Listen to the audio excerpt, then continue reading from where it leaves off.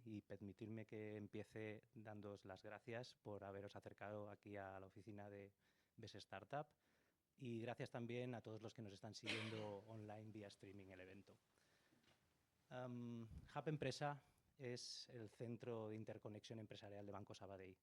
Es un espacio de encuentro, de debate, de reflexión. Es un lugar donde debatimos sobre las cuestiones que afectan a las empresas y que interesan a todos los agentes de la sociedad. Hoy queremos poner el foco en el sector del transporte de mercancía por carretera, un sector absolutamente esencial para nuestra economía.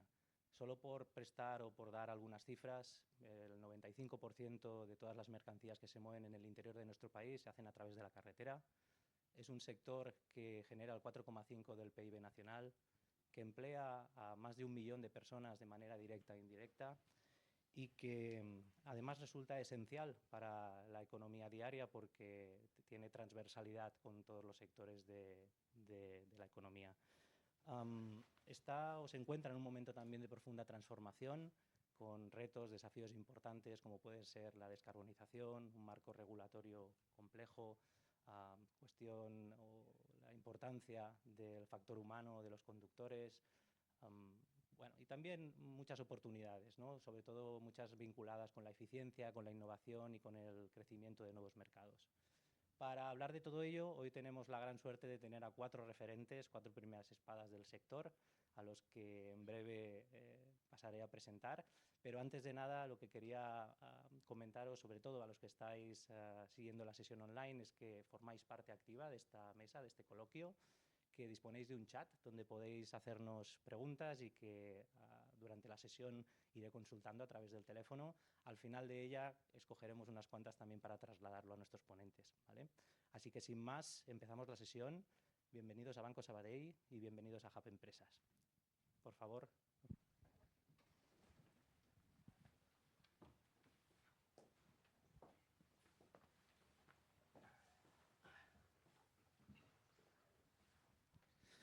Bueno, ¿qué tal?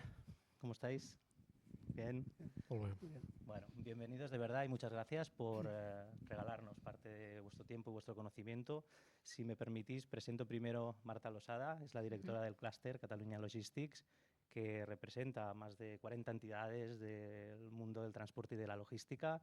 Así que muchas gracias por estar hoy con nosotros, Marta. Gracias a vosotros por invitarnos y sobre todo a ti. Gracias.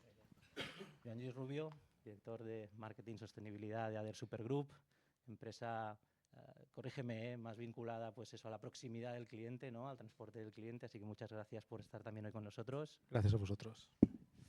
Lluís Batlle, director corporativo de Calsina Carré, operador líder en nuestro mercado, transporte nacional e internacional. Muchas gracias también por estar hoy con nosotros. Un placer y gracias a Banco Sabadell por la invitación. Muy bien. Y después también tenemos a José Miguel Irigoyen, de la Asociación Española de Transporte, entidad que aglutina más de 170 entidades también vinculadas al transporte y a la logística de este país. Gracias por estar con nosotros. A vosotros. Bueno, yo quería empezar con una pregunta genérica, a ver quién se atreve a romper el hielo. He comentado antes en la introducción, ¿no?, que es un sector con muchos retos, muchas oportunidades.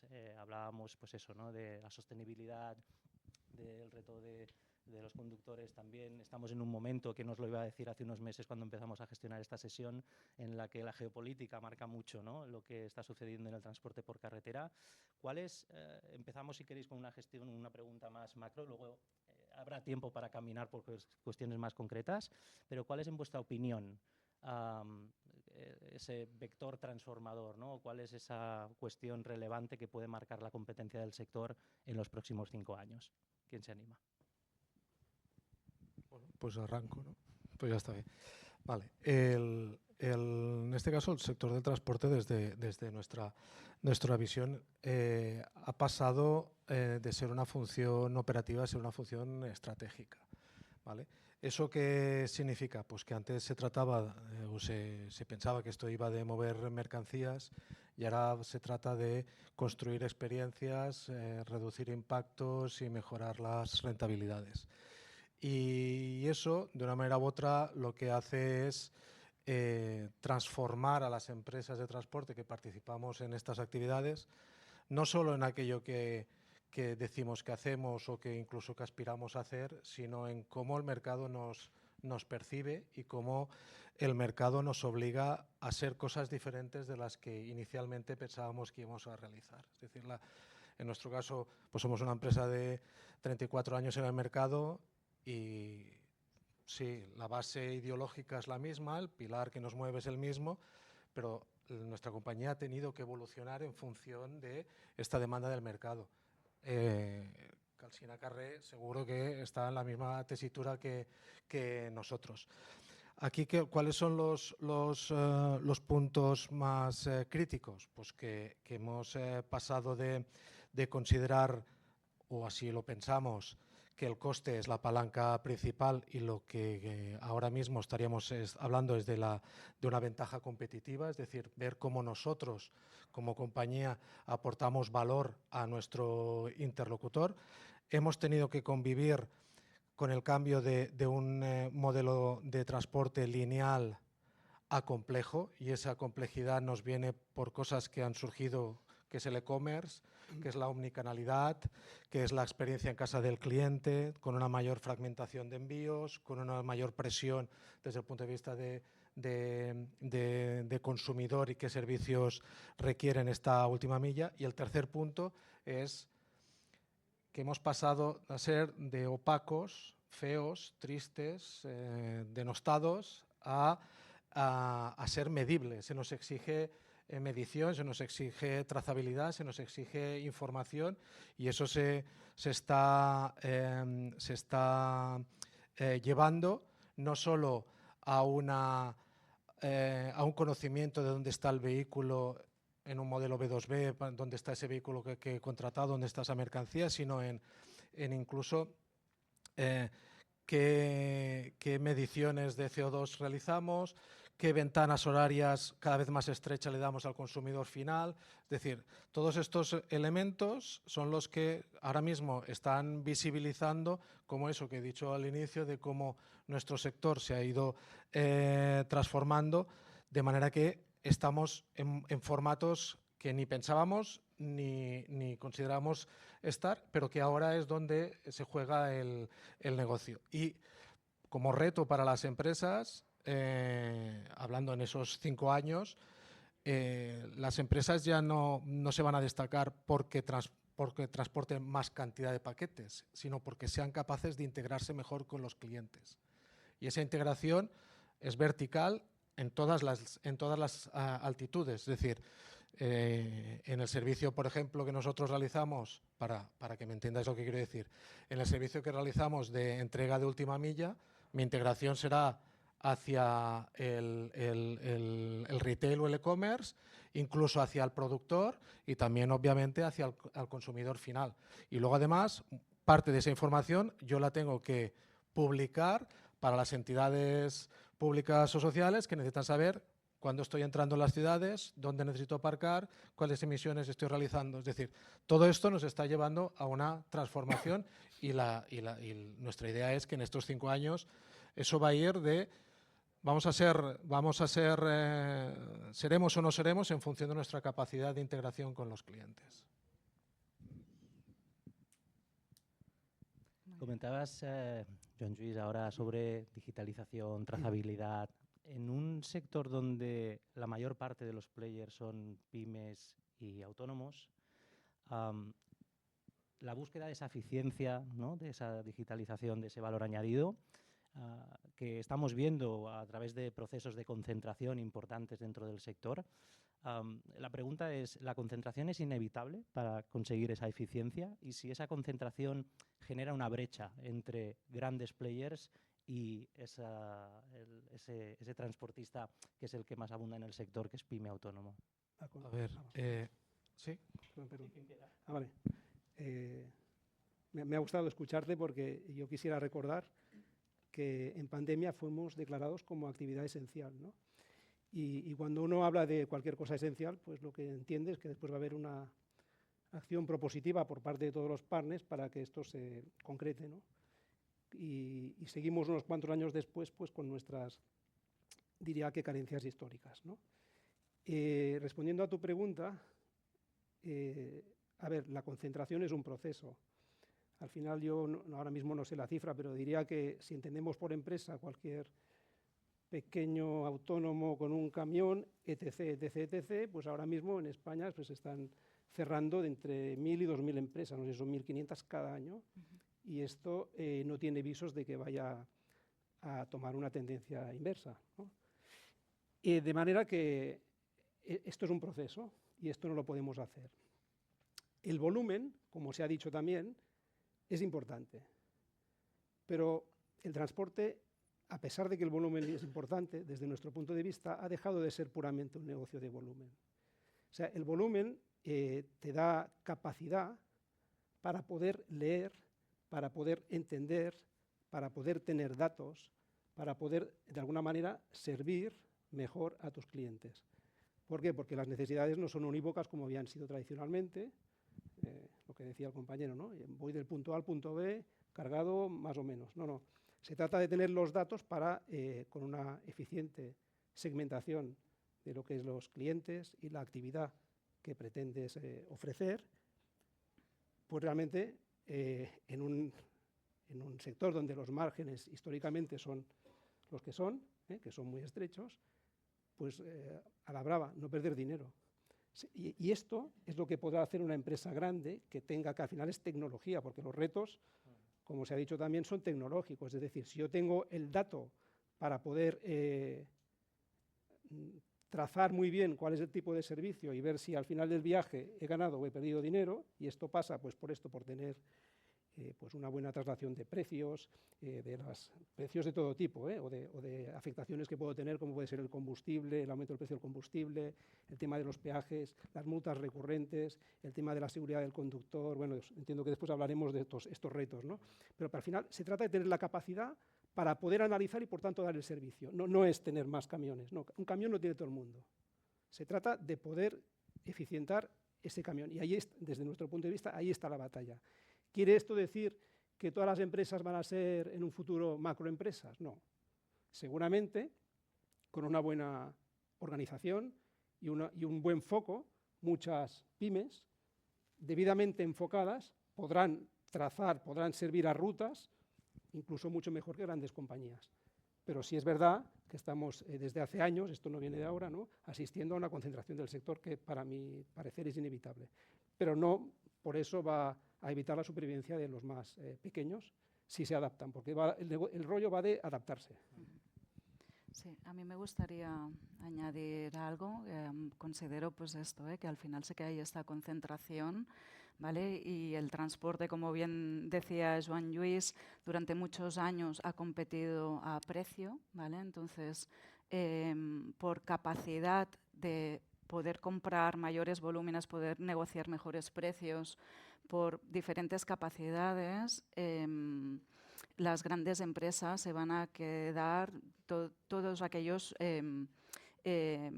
transportes que no aporten valor. Donde pueden jugar muy bien las pymes es en el valor añadido, en la especialización. Todas aquellas partes que lleven una especialización, que no sea a quien va a precio más barato y que consigan ponerse en foros donde puedan donde hayan cooperativas o grupos en los que puedan concentrarse y competir como una grande y por tanto conseguir mejores precios, allí las pymes pueden continuar trabajando, ¿no?, en esa especialización, no ir a coste. O sea, al final tenemos que pensar que o das coste, o sea, o juegas a precio o juegas a dar un servicio. Allí donde se pueda dar este servicio, este valor añadido, ADRs, temperaturas, últimas millas, etcétera, allí la pyme continúa teniendo un rol muy importante y muy grande porque puede dar ese traje hecho a medida hacia la necesidad que hay. Estoy de acuerdo con lo que han dicho Marta y Lluís. Yo añadiría un punto. Soy lo suficientemente viejo en este sector para haber visto grandes dinosaurios de transporte haber sido fagocitados por otras empresas, y eso ha pasado, pues yo llevo 30 años en el sector, que hace pues toda la vida que lo estoy viviendo, y eso va a seguir pasando. La cuestión no es si los grandes se van a comer a los pequeños porque eso va a pasar y va a seguir pasando. La cuestión es el por qué. Históricamente eso se ha realizado como pues, para protegerte del mercado, se ha realizado para sencillamente dimensionarte, tener un mayor tamaño. En ocasiones se realizó para intentar buscar sinergias que fueran aprovechables. Ahora mismo las dos palancas que mueven esta concentración es el recurso y la digitalización.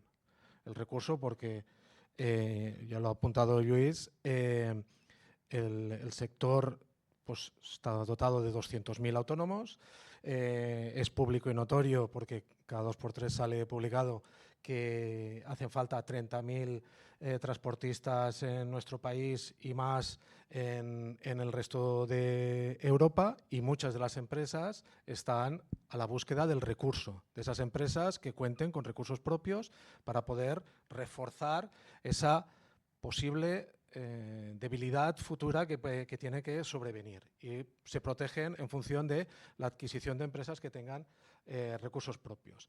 Pero la parte más relevante es la de la tecnología. Es decir, puede haber brecha, sí, pero esa brecha vendrá en función de la tecnología. Las pymes van a seguir existiendo, las pymes, como toda planta, pues seguirán creciendo y su aspiración es ser un poco más grandes, pero la idea es diferenciar entre aquellas empresas que están estructuradas y las que no están estructuradas, y las que son data-driven y de las que son intuitivas. Ese es realmente el elemento diferenciador, porque como he dicho, es decir, el futuro de la logística va a ser de aquellos que sean capaces de integrarse mejor con los clientes. El dato es lo que va a ser esa moneda que va a capitalizar y va a enriquecer este tipo de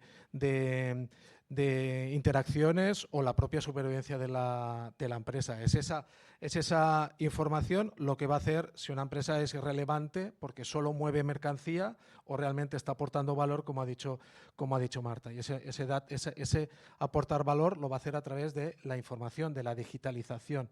La digitalización no modifica el modelo, lo amplifica, y eso es donde las empresas tenemos que trabajar, ¿vale? A mí me gustaría comentar algunas cosas también a nivel macro.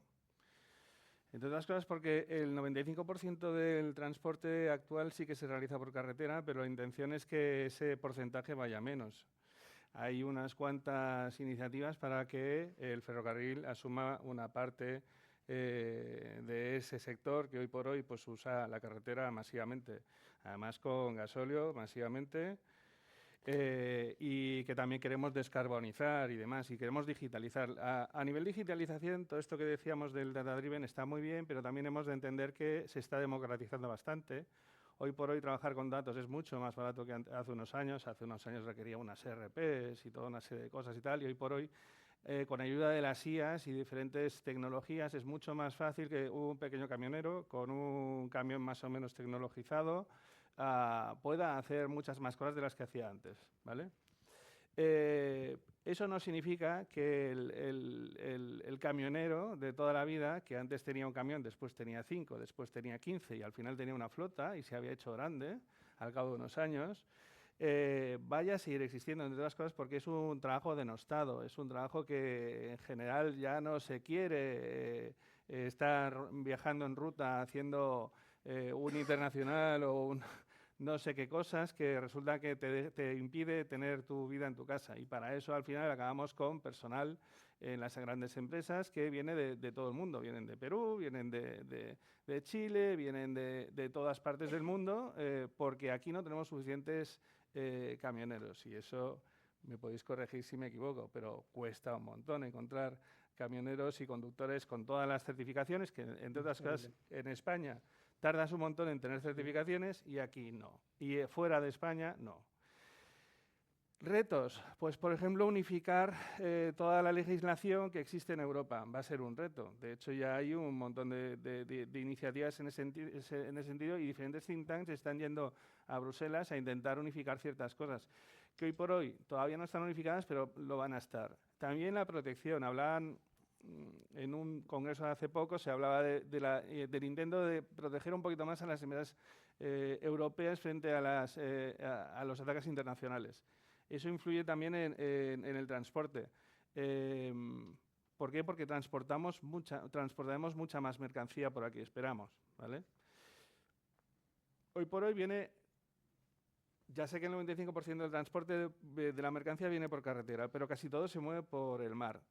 Cosas como la intermodalidad, como la conexión de los puertos con trenes o con camiones o con diferentes otros hubs logísticos van a ser importantes. Es decir, hay diferentes retos. Luego, el acceso al capital.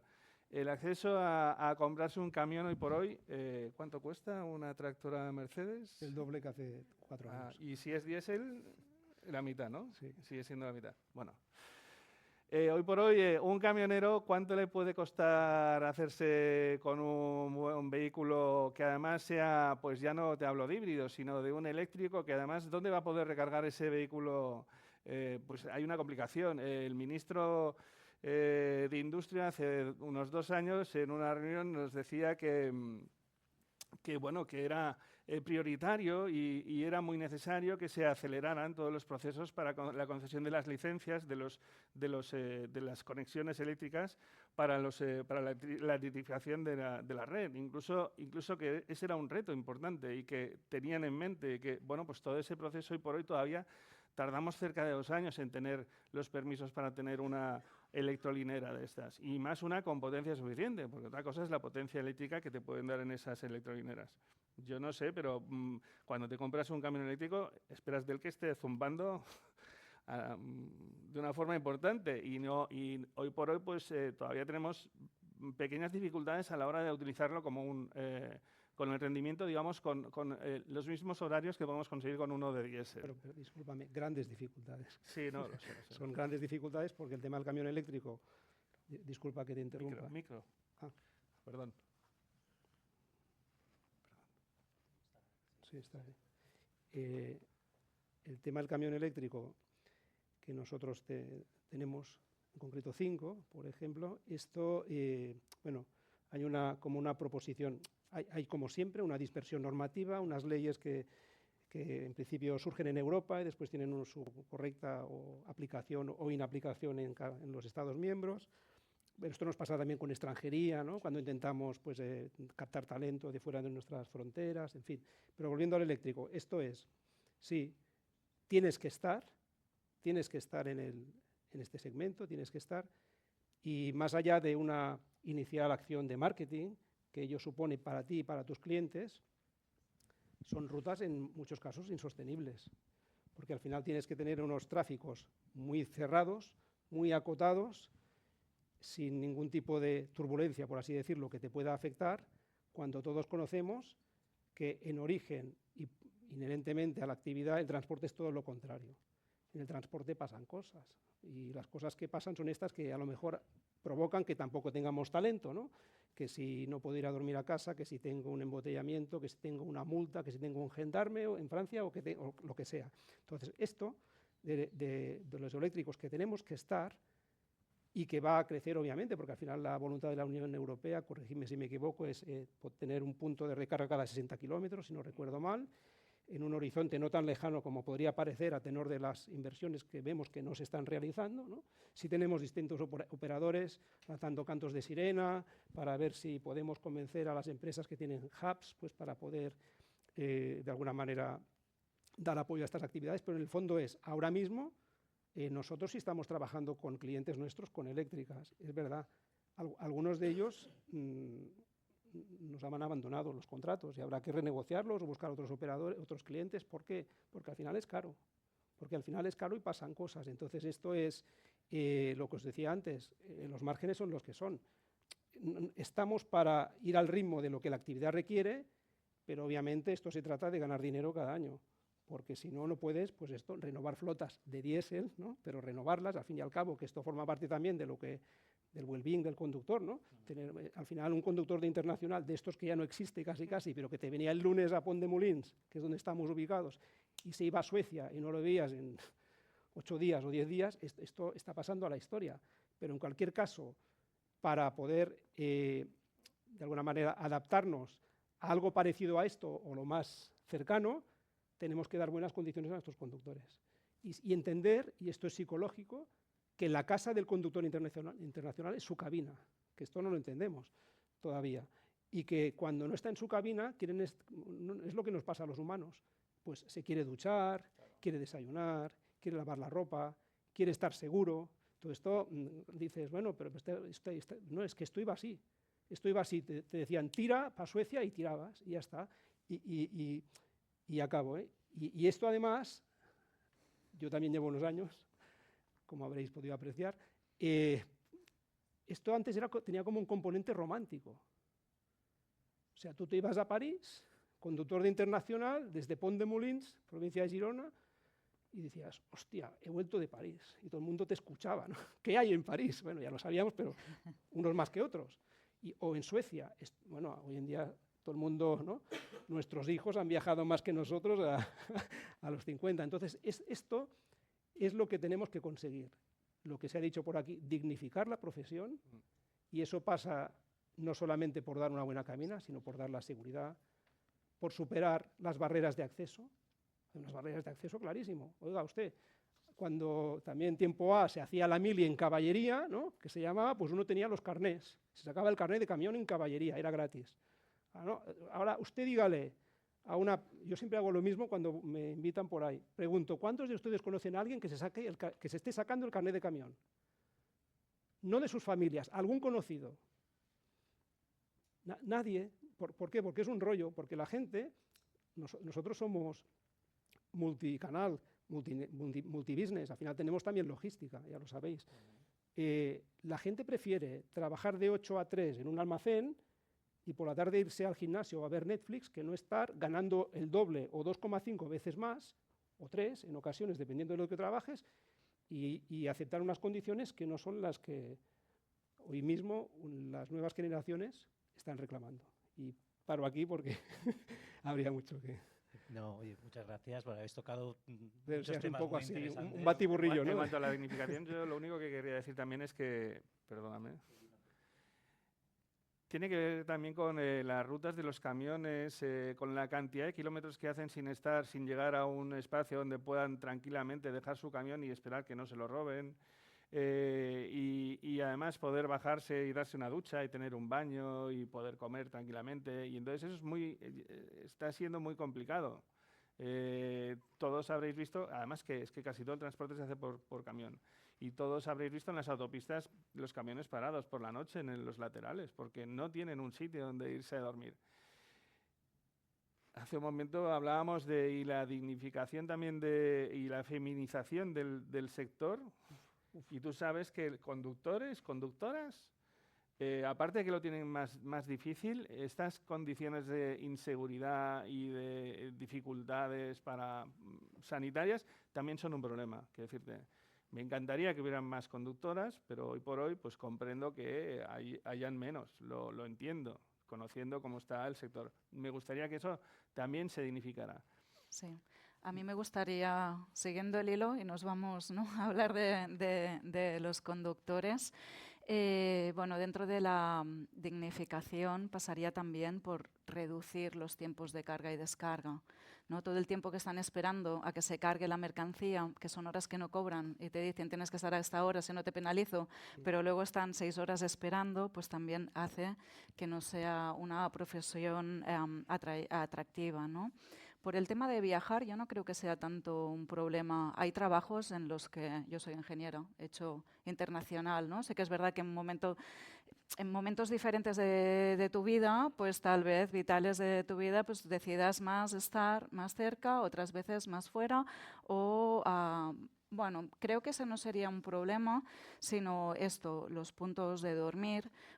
¿Por qué no hay mujeres? Bueno, es un tema que hemos tratado muchas veces. Hay 2 motivos. Si los carnets se daban al realizar el servicio militar, ¿cómo van a haber mujeres? ¿Vale?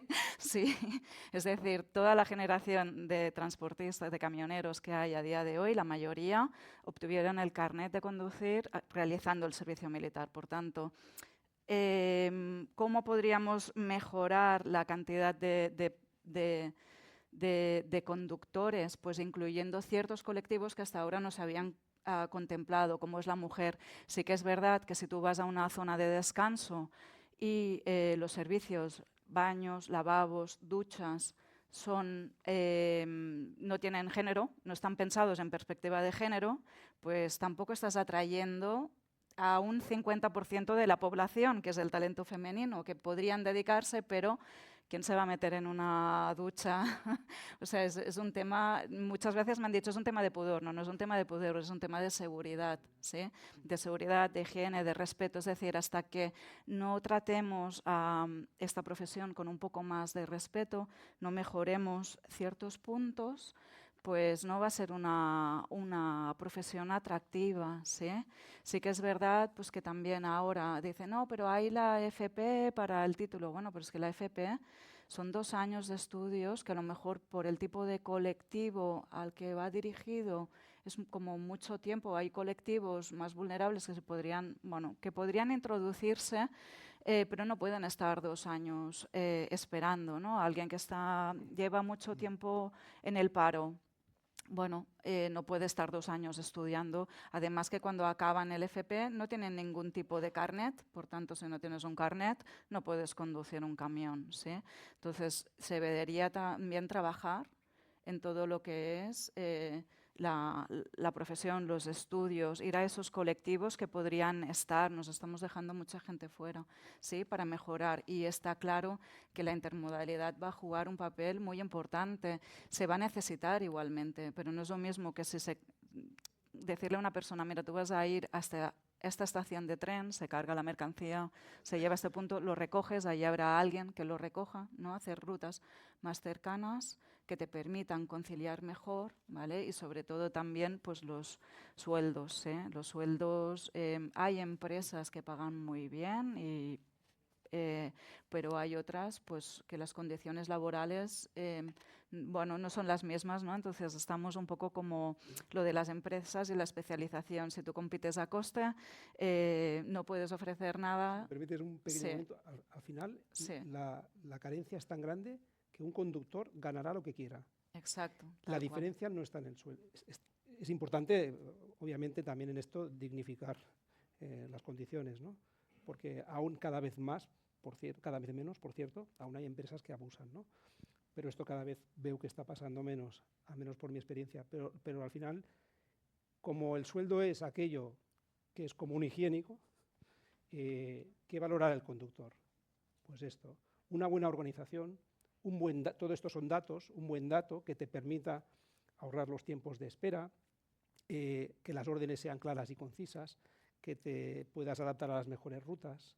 Y esto muchas veces, y aquí también tenemos que hacer un esfuerzo, entiendo, las compañías, es tener unos mandos intermedios en nuestros departamentos de tráfico que tengan este doble cariz profesional, de entender el negocio, de entender las operaciones desde el punto de vista de la eficiencia, de optimizar las rutas, los consumos, la función del conductor, las esperas, los vacíos, bueno, todo esto que nos pasa, ¿no?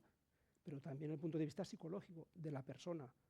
La señora o señor que están al volante son personas y tienes que tener ese punto. Entonces, hay un dicho, no sé quién se lo ha inventado, yo lo digo, es las personas no se van de las empresas, se van de sus jefes. Y esto tiene un punto de realidad, ¿no? Al final, nadie tiene nada contra un camión de color azul y crema Calsina Carré, ¿verdad?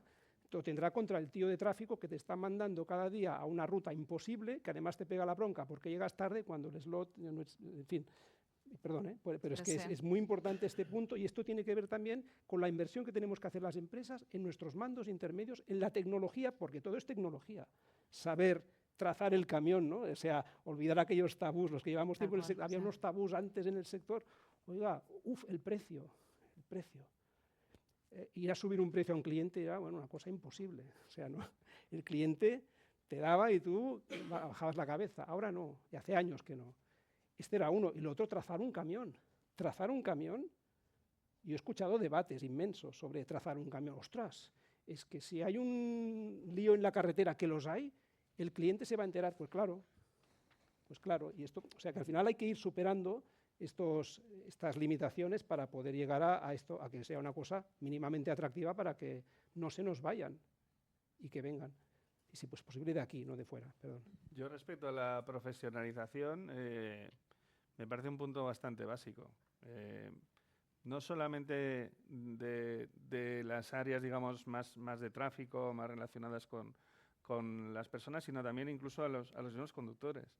Y también hacer un poco de formación a nivel de, por ejemplo, la cantidad de herramientas que hay. Hoy hay una infinita de herramientas relacionadas con IA y con tecnología que pueden ayudar al camionero o al transportista, al cargador, a todos ellos con trazabilidad y con toda una serie de elementos que hoy por hoy además son mucho más accesibles que hace unos años y que las empresas deberían empezar a plantearse incluso pues, generar formación continua sobre esto o formación continua sobre cómo mandar o cómo gestionar el personal. Ese tipo de cosas las he hecho un poco en falta en las empresas. Muchas veces buscamos el hacer más en vez de intentar producir mejor. Ese famoso debate de productividad contra horas de trabajo. En España somos los líderes en gastar horas y horas y horas de trabajo en vez de buscar productividad.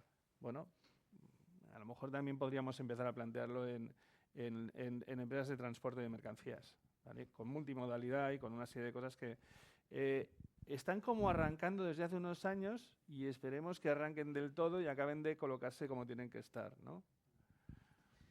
Muchas gracias a todos. Creo que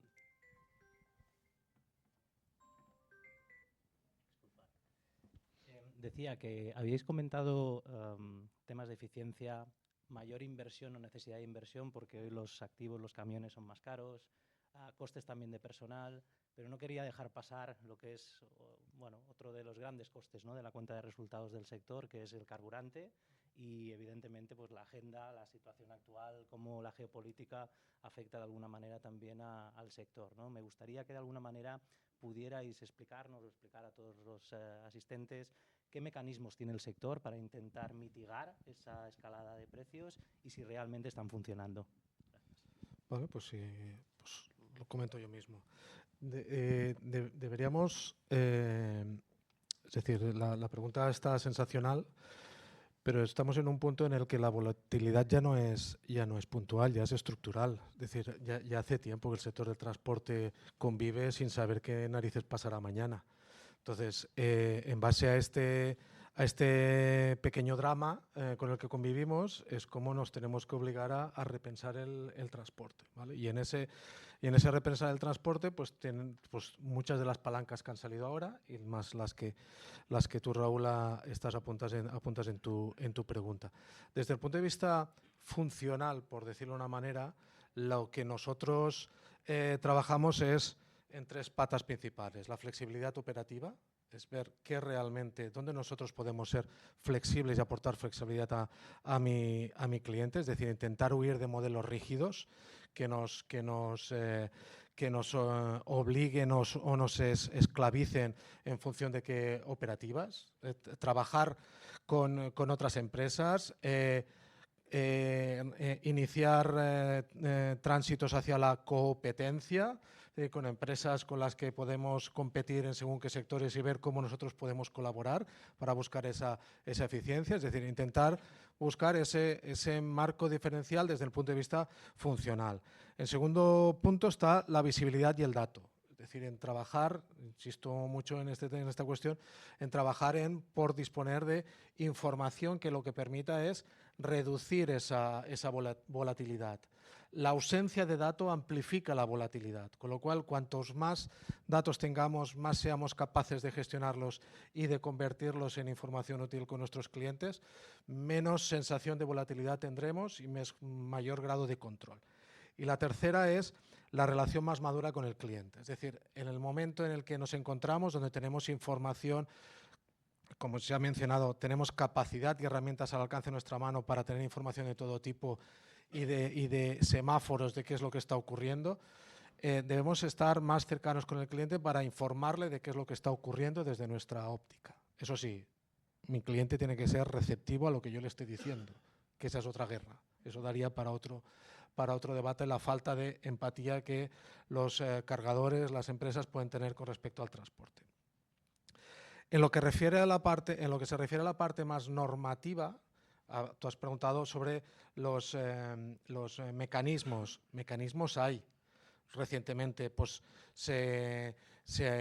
con el conflicto de Ucrania, pues ya se habló apareció en el Real Decreto el tema de la cláusula del combustible para el transporte por carretera. Ahora, recientemente, pues se le ha dado una vuelta de tuerca para que eso sea una realidad. Tenemos elementos de indexación, tenemos elementos de eficiencia operativa, pero aquí la parte importante es la asimetría que existe entre la empresa de transporte y el cargador, y cómo esa falta de empatía que he mencionado antes, desde el punto de vista del cargador, hace de que imposibilite, ponga frenos, detenga la aplicación de esas cláusulas, por mucho que venga por un Real Decreto, y pues les dé por tocar el violín cuando tú llamas a la puerta y le dices, aparte de esto, tienes que pagarme esto. ¿Cuáles son las excusas? Variadas. Tenemos un tender y eso es intocable. El precio que tú me das yo lo voy a dar a mi cliente y necesito certeza sobre la cual trabajar.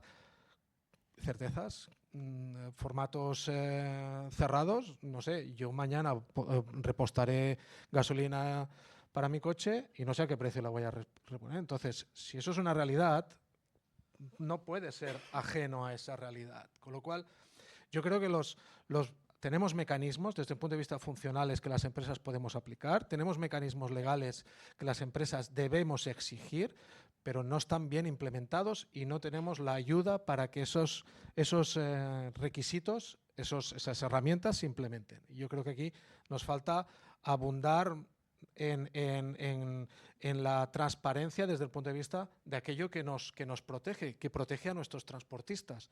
Porque al final la cláusula, por mencionar una, la cláusula del combustible no solo protege a la propia empresa, sino al transportista autónomo, que es yo y mi fusil, por mucha IA que tenga, pues te va a llamar a la puerta, te va a decir necesito que me pagues más, y eso tiene que venir de aguas arriba.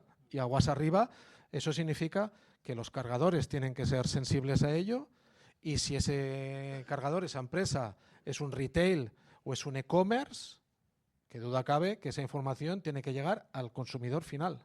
Es decir, ahora mismo no somos, como consumidores, no hemos notado que en ese e-commerce ese producto se haya incrementado X porque el combustible ha subido. No lo somos, no nos engañemos. Entonces, ¿cómo es posible que algo que nos está preocupando en mesas, en cafés, en reuniones, en estrategias, en no sé qué, en todos nuestros entornos de trabajo, no nos afecte desde el punto de vista consumidor? Quiero decir, eso es un poco alucinante. Entonces, yo creo que lo que hace falta es que esos mecanismos que tenemos se permita aplicarlos y que todos seamos conscientes. Si sube el combustible, significa que el transporte va a costar más dinero y que si yo compro en el e-commerce X, hoy me va a salir más caro. Ya está. Y eso tenemos que interiorizarlo. Y creo que nos falta bastante en ello. En ese sentido, la semana pasada estaba con 2 asociaciones de cargadores, la Asociación Española de Cargadores y otra, también nacional e internacional, y bueno, pues también están un poco enfadados porque tampoco se les está intentando repercutir a ellos esa subida, y ellos también al mismo tiempo no pueden acabar repercutiéndola en el precio final y tienen esa dificultad. Entonces, ¿quién se la está cargando? Pues ellos también. Es decir, a mí me parece muy bien negociar los precios de entrada, con todos tus clientes, siempre. Hago más cosas que no ser delegado de la Asociación Española de Transporte, y te digo que es básico poder negociar y saber negociar con tu cliente en un formato de amistad y de colaboración mutua y el win-win que se dice siempre. Y es verdad que las asociaciones de cargadores y los cargadores en este momento están preocupadas porque ellos tampoco a su vez pueden transmitir esas subidas de precio que se están generando en el sector, y es verdad que la geopolítica y el gasóleo, es que además en nuestro sector están generando subidas de precios, y eso es innegable. Nuestro sector actúa en toda la cadena de valor. Cuando alguien va a sembrar patatas y siembra la patata, se encuentra con que ya necesita un transportista para llevar la patata al campo. Del campo la ha de recoger, sembrar y la ha de llevar a otro sitio. Y luego eso implica otro transportista. Y de otro sitio al envasador y otro transporte. Y del envasador a los supermercados otro transporte y capilar y un montón de cosas relacionadas con transporte. Nuestro sector multiplica cada vez que hay un movimiento dentro de la cadena de valor. Y es así. Y lamentablemente eso significará probablemente pues una subida de IPCs general. Y va a ser así. Y es más, no se prevé que el petróleo vaya a bajar, ni el petróleo ni el gas vaya a bajar en un tiempo más o menos de 4, 5, 6 meses. ¿Por qué? Porque las empresas productoras tienen sus problemas importantes de infraestructuras que han sido destruidas, ¿no? Con esta guerra con esta guerra que hay ahora en este momento. ¿Vale? Entonces, las naciones de cargadores tienen una serie de problemáticas que están muy enfadados porque no pueden trasladar, pero que en algún momento significará también que volverá a subir, habrá un IPC general más alto, también subidas de salarios, o sea, es una espiral un poco complicada. Comprendo que todas intenten comprimirse a nivel macro, lo entiendo desde un nivel macro que se intente comprimir y que la repercusión en precios a los mercados pues intenten no llegar ahí, ¿vale? Pero va a llegar y no creo que tarde mucho. Esa repercusión en precios del pass-through que comentabais, bajo vuestro punto de vista, sobre todo aquellos que representáis, ¿no? Que habláis con diferentes sectores, ¿sucede de manera transversal en todos ellos? Es decir, ¿el tamaño condiciona también la capacidad de negociación? ¿Hay determinados sectores que tengan, por concentración de clientes, por, no sé, destino, mayor dificultad a la hora de efectuar ese pass-through? Y la capacidad de caída también, porque tienen una inversión en capital descomunal. O sea, para comprarte camiones o para cambiar una flota de 25 tractoras y no sé cuántas cajas, pues los millones que le has de pedir al banco son importantes. Para eso le habrías presentado al banco toda una serie a los bancos, bueno, incluyendo Banco Sabadell, toda una serie de escenarios y un escenario con una rentabilidad determinada. Ese escenario y esa rentabilidad se van a ver afectados de alguna manera. Siempre dicen que a río revuelta ganancia de pescadores. Sí, algunos sectores realmente esta situación actual les va a venir bien. A otros, y según el tipo de empresas, depende de cómo tengan sus préstamos, sus intereses, la capacidad que tengan incluso de endeudarse más o menos, van a sufrir. No creo que sea solo de que seas muy grande o muy pequeño. Evidentemente, si eres grande tienes más poder de negociación, pero también tienes más capacidad de caída si estás en una mala situación, ¿vale? Al final, bueno, hubieron unas crisis pasadas, ¿no? Y se nota las empresas que han hecho, ¿no?, los deberes, han firmado cláusulas, etcétera, y tienen este poder de negociación delante del cliente, aunque no siempre sea satisfactorio o vaya con retraso, de aquellas que, bueno, sí, ya ha pasado y continúo con mi operativa y otra vez vuelven a estar con la misma problemática, ¿no? Y acumulada, pues que bueno, que no tiene buena perspectiva, ¿no? Al final, a mí me gustaría, bueno, que en estos casos, además de las cláusulas, la negociación y ver hacia dónde repercutirá, añadir pues lo que comentaba también a Joan Lluís, ¿no? El hecho de mejorar la operativa, de hacerla lo más eficaz posible como manera de poder hacer frente, es decir, intentar evitar al máximo kilómetros en vacío, tener esta manera de pensar y de decir, bueno, sí, siempre lo he hecho así, vale, pero ¿qué puedo mejorar en mi operativa para intentar con el mínimo desplazamiento hacer el máximo de entrega? Y poniéndolo un poco en contexto con un punto pues que aún no ha salido, pero uno de los grandes retos es la descarbonización y que no hay una solución totalmente que digamos, pues mira, el transporte de larga distancia se va a mover pues con gas, con eléctrico, con tal, tanto para lo que es la solución a la descarbonización y en este caso tener una diversificación en combustibles permite o puede ser una palanca, es decir, siempre que hay retos, no hay posibilidades de mejoras en base a la innovación o esta capacidad de adaptación de las empresas. Esta diversificación de combustibles puede permitir a las empresas poder jugar de decir de, bueno, pues mira, pues ahora tiro más con esta flota de vehículos o con esta otra, o poder realizar estos cambios, ¿no? Porque al final está claro que la descarbonización va a venir y va a ser en breve, y tenemos que ir pensando en estos cambios y, pues, añadimos hay una subida, un incremento de costes en el petróleo, sí, ¿vale? Pero nos ponen también de manifiesto que debemos ir pensando en dar unos pasos para ir buscando otras soluciones. ¿Sí? Correcto, y además, si me permites, hay un trabajo interno que tenemos que hacer también las compañías, es decir, porque el problema, obviamente, que es el aumento del precio del combustible, pero eso es general. O sea, básicamente el problema es la traslación de ese precio al cliente, ¿verdad? Y esa negociación donde el cliente me dice no. Y si lo consigo, esta financiación, ¿no? De quién financia ese tiempo, porque esto no es automático. Entonces aquí tenemos un problema y obviamente todos somos partidarios de tener contratos los más estables posibles, bien indexados, pero es que al final yo pienso que también hay trabajo interno de decir que para esto sirve la tecnología y la inversión en el dato fiable, se entiende, que es que esa indexación de la que venimos hablando, yo la tendré que hacer por viaje, por transporte. Y aquí las nuevas fuentes de suministro, que si es un intermodal, que si es un carretera, si es eléctrico, si no lo es, esto, o sea, tengo que ser capaz de sacarle el margen bruto, porque al final estamos hablando de que, a ver, el combustible es del 30 al 40% de mi cuenta de explotación. Y no somos hostelería, ¿de acuerdo? Pero el conductor, que lo situamos en un 25% o algo así, al final yo esto no lo toco. Esto me viene dado. Otra cosa es cómo yo, una parte, que es el combustible, pueda trasladarlo, ¿no? Y aquí estamos en lo que decía.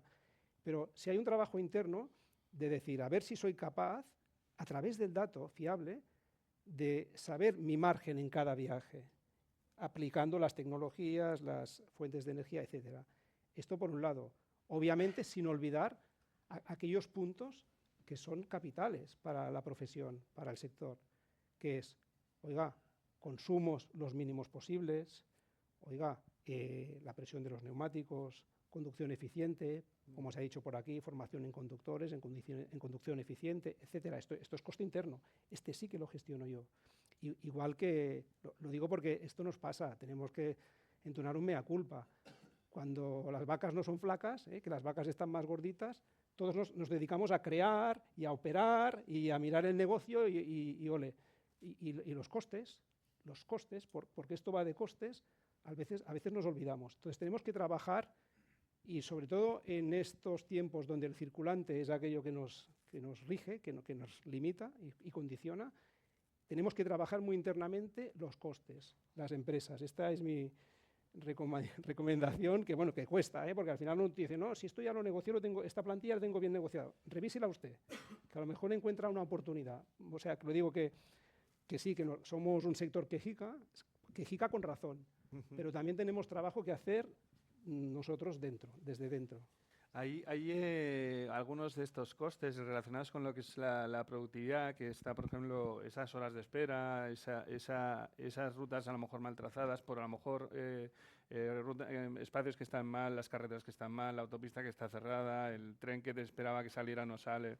Hay 1000 factores que afectan, pero sí que es verdad que intentando hablar con cargadores y demás, intentando que estas ineficiencias se mejoren, ya ganas dinero. Es que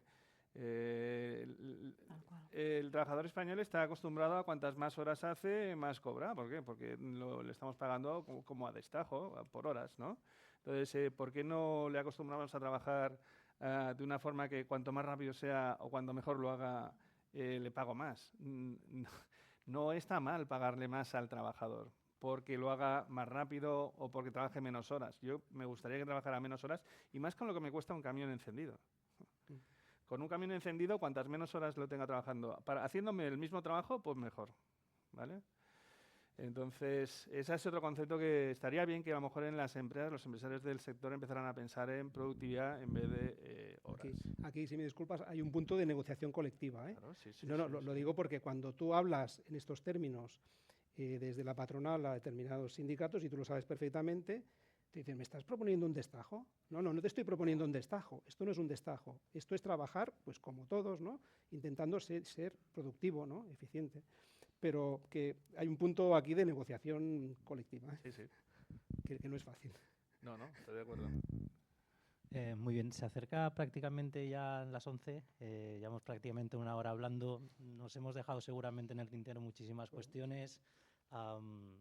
Tenía también en la agenda hablar de sostenibilidad, igual podemos generar otra sesión incluso específica para hablar no solo de la sostenibilidad en el mundo de la carretera, sino en todo el transporte en general. Pero sí que querría leer alguna pregunta de empresas que nos están escribiendo, que quieren saber vuestra opinión, y si me permitís, pues hacemos un par y cerramos la sesión, ¿ok? Me pregunta Francisco Rodríguez, si pudierais cambiar una sola política pública, una infraestructura o un marco regulatorio para mejorar la competitividad del sector, ¿cuál sería y por qué? Bueno, pues arranco yo mismo, ¿vale? Y voy a hacer una cosa, voy a recoger ese guante sobre la sostenibilidad y lo voy a centrar en la sostenibilidad. Ahora mismo el principal marco regulatorio que creo que deberíamos resolver es el que está en manos de la DGT y es la correcta evaluación de las emisiones de los vehículos. Eso condiciona de forma notable el desarrollo y la implantación de flota sostenible en el mercado. ¿Por qué? Porque históricamente el etiquetado de esos vehículos, eso que permite entrar en las ciudades en las zonas de bajas emisiones, está basado en el continente, no en las emisiones. ¿Eso qué significa? Que lo que estamos viendo, vehículos de gran cilindrada pueden entrar perfectamente en las ciudades porque tienen un micromotor que dice que una microbatería que hace no sé qué y sirve para tener una etiqueta de no sé qué categoría y con eso ya podemos entrar. Eso está mal enfocado porque lo hace desde el punto de vista de un modelo de un vehículo, un modelo de un motor, no desde el punto de vista de las emisiones reales. ¿Qué quiero decir con eso? Que donde realmente, como transportista que soy, lo que realmente nos preocupa es la capacidad o la merma de esa capacidad que nosotros tenemos para poder entrar en las ciudades y poder realizar esas actividades, ¿vale? Las actividades que nos exigen, ¿vale?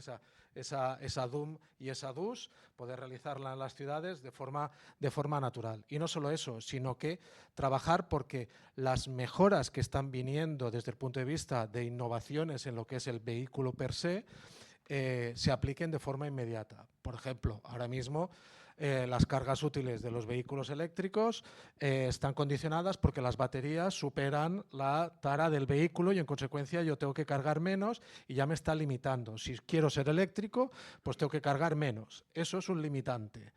Debería ser algo premiado desde el punto de vista de la concepción del propio vehículo y de la etiqueta, si la etiqueta es lo que nos gestiona en la entrada a las ciudades, ¿vale?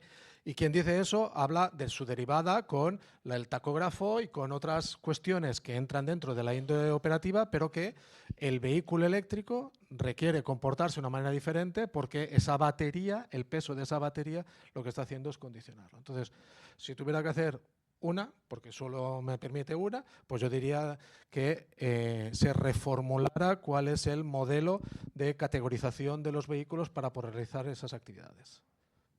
Muy bien, muchas gracias. ¿Puedo continuar? ¿Sí? ¿Te parece bien?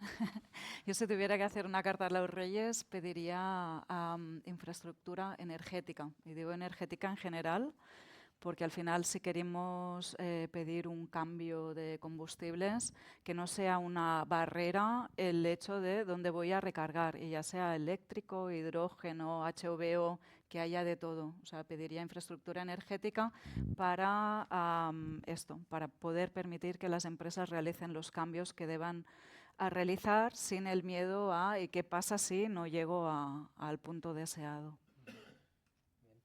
Luis. Bueno, ya se ha dicho, habría muchos puntos, la carta a los Reyes sería como muy extensa. Usted pide cada semana un paquete a Amazon y eso viene en camión y lo trae un conductor. O sea, Gobierno de España, yo no me voy a discutir si son 30.000 o 40.000 los que faltan hoy en día, me da igual. O en Europa si son 400.000 o 500.000, o en el mundo si son 3 o 4 millones, según datos de la IRO o de quien sea, me da igual. ¿Alguien va a tomar conciencia de que el paquete de Amazon viene en camión, primordialmente en camión? Si esto es así, nuestro gobierno va realmente a superar barreras, a abrir puertas, a lo que hemos llamado dignificar la profesión, para que esto no sea un dique seco en el que nos vemos obligados a buscar gente, personas, talento de fuera, y además con esta dispersión normativa donde transporte no tiene nada que ver con extranjería, etcétera, y que todos son trabas. O sea, porque esto está pasando ya. Entonces yo digo, si esto está pasando ya y todo el mundo lo denuncia y es imposible estar en contra, porque bueno, habrá uno de cada no sé cuántos, pero que al final todos queremos lo mismo. O sea, ¿por qué no se toma conciencia? Pues esto, pues un plan de acción contundente para la capacitación o para la atracción del talento al sector transporte, inmediatamente y progresivo, y ya está, y superemos barreras, y no, esto no es un FP que monto no sé dónde, no, oiga, vamos a hacerlo en serio, porque es que no nos va el transporte somos todos al final, pues esto, este sería la gran carta con muchos flecos que escribiría, ¿no? José Miguel, te toca cerrar la sesión.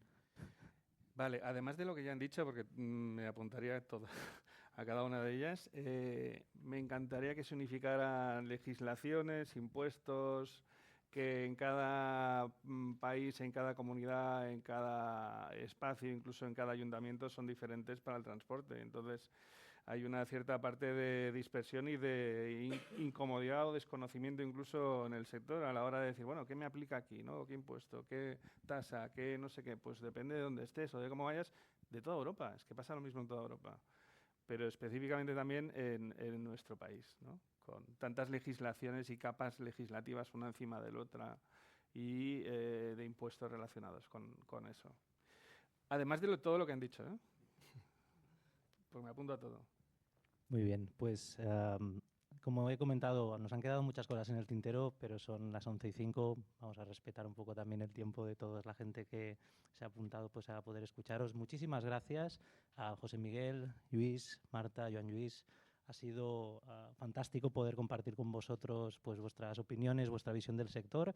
Y nada más, a toda la gente que nos está viendo, que sepáis que el vídeo se va a colgar en la web de Hub Empresas, donde vais a poder tener acceso, reproducirlo para poder prestar o tener más atención a cualquier tema que se haya escuchado.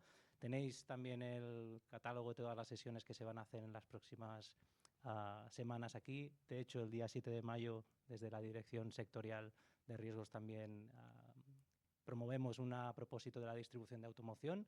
Y nada más. Muchas gracias a todos y nos vemos en las carreteras, ¿no? Sí.